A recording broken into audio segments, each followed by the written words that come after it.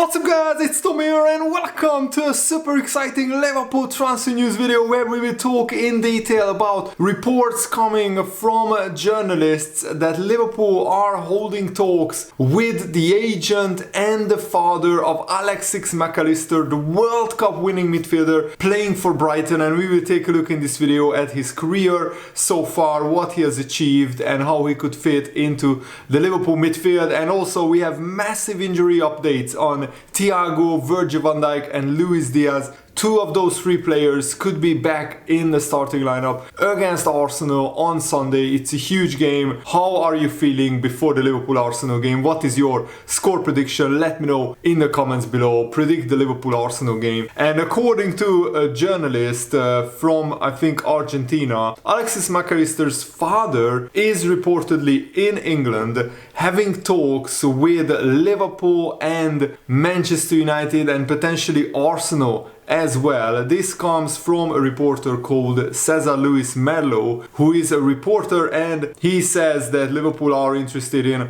MacAllister, and the fact that Liverpool invited MacAllister's father to Liverpool's latest Champions League home game is testament that Liverpool are really seriously interested in the player, and that he is only 24 years old, so he's in that perfect age bracket that Liverpool are looking for a midfielder, and it's pretty clear that Liverpool need a whole host of midfielders. And at the World Cup he was really impressive, and Brighton is having an amazing season, and MacAllister, who can play as a box-to-box midfielder, as a holding midfielder, as an attacking midfielder, is very versatile. He has been one of Brighton's best player, and I mean Brighton are only a few points away from the top four, and that shows that MacAllister is instrumental in the Brighton midfield. And the Brighton midfield is actually better than Liverpool's midfield right now. The contrast couldn't be bigger. I mean, Brighton played Liverpool off the park, beating them 3-0 against in the Premier League and 2-1 in the FA Cup. So Brighton really showed Liverpool that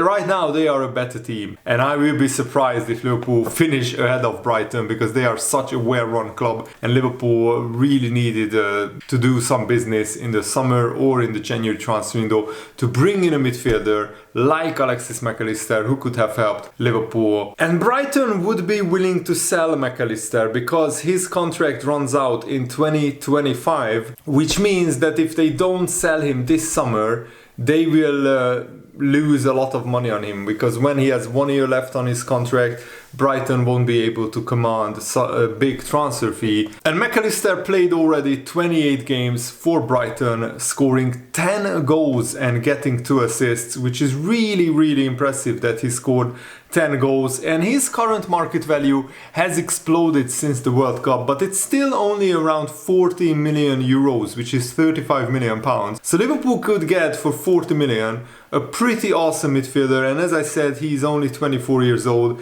and he can play in a variety of midfield positions. And last season he played 36 games for Brighton, scoring 5 goals and getting 4 assists as well. So this season he has already doubled his goal tally, which is really awesome. And at the World Cup with Argentina, he played pretty much every game except the game against Saudi Arabia where Argentina lost, but after that he started all of the games. He got a goal against Poland, he got an assist in the World Cup final against France. And also, don't forget, Brighton are in the FA Cup semi-finals as well as fighting for the top 4, so this could be a historic season from a Brighton perspective. And in his first season in the Premier League, of course, he didn't play a lot of games, but since his second season for Brighton, he has been pretty much an ever-present, and he's a goal-scoring midfielder as well. He got 3 goals in his first season, 5 in his second, and this season he has 10 goals now, and he really elevated and took his game to the next level, and he already has 16 appearances for the Argentina national team as well, but he doesn't have a big trophy for his name.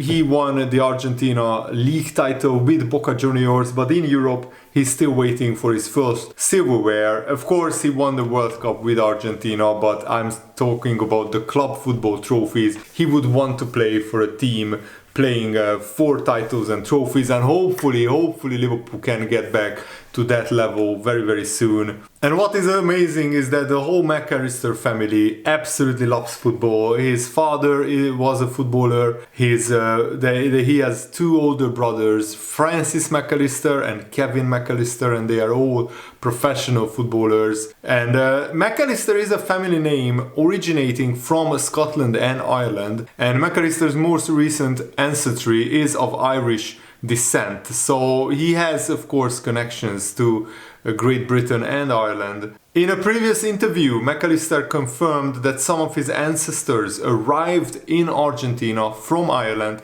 and stated that he is aware of links to Scotland as well. His ancestors can be traced to Donabate, Ireland, and also he can trace some ancestry back to Eastern Scotland as well. So that's a pretty cool fact about MacAllister, and you might be wondering why an Argentinian has such a name. It's because probably his great-great-grandfather was either Irish or Scottish. And let's talk about MacAllister's playing style. One of his very best qualities is how aware he is on the pitch tactically, and his game awareness is brilliant. He's detecting spaces and he's always dropping into those half spaces. He tends to perform in the left hand side of the pitch despite being right footed, operating between the lines in the large space provided by the width of the Brighton system. But his best position is as a number 10, as an attacking midfielder, because he has great technical skills when receiving in those positions. He has a good first touch, he manipulates the ball well, and he can easily play at different velocities, recycling the possession with low tempo passes, timing the attack or accelerating the play in the final third. His style of play allows to quickly combine and progress in tight spaces, trying to find the rival penalty area, being able to open up defenses by short passes, leading to creating chances for others or goal scoring opportunities for himself as well. Maybe one of his weaknesses is that he's not as physical as some other midfielders in the Premier League. In the defensive phase, powerful players may easily pass through him, but as I said, his best attribute is as an attacking midfielder, so we shouldn't sign him as an out-and-out like defensive or a box-to-box midfielder. He should be operating, ahead of maybe Fabinho and another defensive midfielder. And I mean, if Liverpool are spending 100 or 110 million pounds on a Jude Bellingham, then maybe a cheaper alternative to Mason Mount would be Alexis MacAllister. I still think Mason Mount has better abilities. He's a better player than MacAllister. And if Chelsea want around 60 million for Mount, I would go for MacAllister and try and get him for around 40 million. And great news, Virgil van Dijk, Thiago and Luis Diaz are all back in full training. The plan with Luis Diaz is he will be available 100% for Leeds United. Maybe he has an outside chance of sitting on the bench against Arsenal, but Liverpool don't really want to risk Luis Diaz getting injured again, because he came back for the Dubai training camp. He was absolutely flying in training, and then he got another big injury which kept him out until the beginning of April. But Thiago is in contention to start against Arsenal. He hasn't been out for that long, and Virgil van Dijk only missed one game with a small illness. And Jurgen Klopp said that Thiago was not out that long, trained now 3 or 4 times with the team, and he might be available, but we have to check how he feels today. And Virgil van Dijk only misses one game, so he will probably start, just like Trent Alexander-Arnold and Robertson, who didn't start against Chelsea. And that's not a great Liverpool defense, but that's the options that Liverpool have right now, the best options that Liverpool have.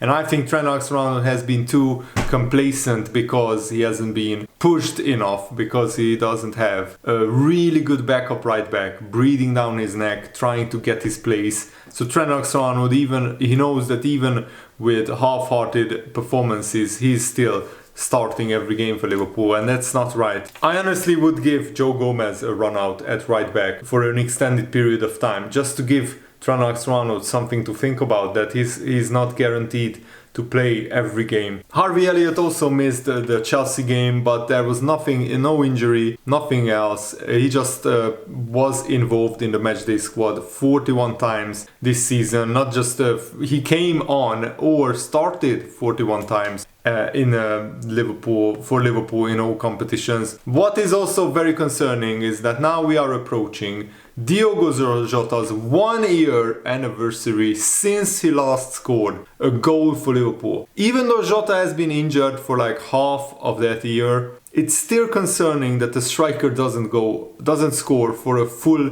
year, and that will be a serious concern for Jurgen Klopp. But he has a pretty good record of scoring against Arsenal. He scored so many goals last season against Arsenal in the League Cup semi-final. So let's hope that Diogo Jota can score again and break his goal scoring duck against Arsenal. That would be fabulous. So of course Diogo Jota playing 30 or 31 games and not scoring a goal is very concerning, but it's a little bit deceiving, because this season he has 18 games, but only played 872 minutes, which is like 9 full games. So yes, it's still concerning that Diogo Jota hasn't scored for like 9 full games on the pitch, but it's not as much as, you know, the full 18 games playing.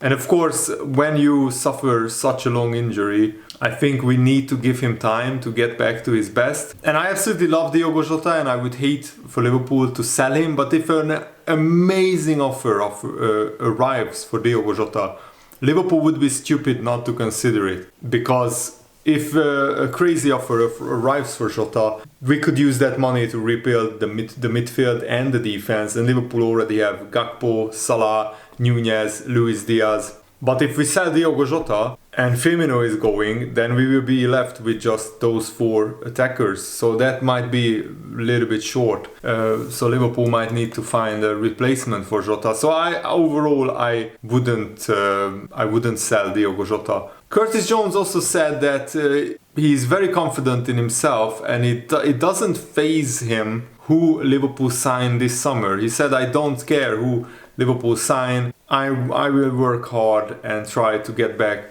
into the first team." Curtis Jones got a really freakish, very rare injury, something that even the Liverpool doctors said that they haven't seen before in football. And also James Pearce, it pretty much confirmed that it won't be just Jude Bellingham coming into the midfield. Liverpool will sign at least 2 midfielders, but I think we might need more, because we are losing 4 midfielders. So I think we need 3 midfielders. 1 can be a young up-and-coming midfielder, but 2 needs to be established, proven midfielders. Jude Bellingham and either Mason Mount or MacAllister, the topic of this video. And hopefully Curtis Jones can get through this tibia injury that he's suffering from. He's still very young, so he has time on his side. And if you suffer injuries at a young age, it's much easier to come back from that. And that's it for today's video. I really hope that you guys enjoyed it. Have a nice day. See you later. Goodbye.